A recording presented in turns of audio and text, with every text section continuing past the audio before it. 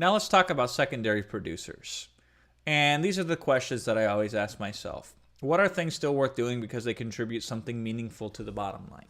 So these might not be the biggest chunk of profits, but you could say there's going to be 2 or 3 or 4 things that you can do that'll justify doing them because they don't take much effort, time, or because they're obvious and simple. They don't take a lot of creativity. So let's do them to pick up some extra dollars in nickels and dimes that are laying on the floor instead of just letting them lay there, right? How can you do them good enough to get a decent result without them consuming too much of your time?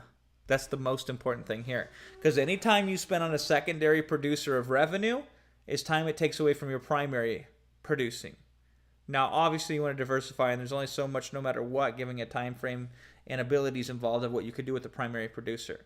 So the secondary producers here have to just be something that, with very little effort and time, a good enough result will work to produce some sort of profit.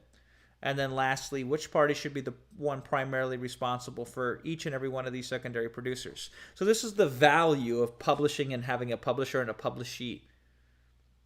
So in some instances, like when I was working with Zane on Tube Method, I said he had connections with people that I didn't have connections with.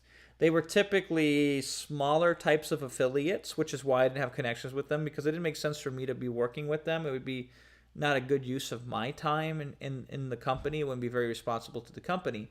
But because Zane was playing in different circles than I was, I said, bring those people in, and then I will assist you once you bring them in to get them to promote things in a way that's going to be exciting to them, produce a good result for them, and also make it worth your time, make it worth my time, and make it worth their time. So this wasn't the primary producer of Tube Method, but it was a producer of revenue and generating revenue for Tube Method.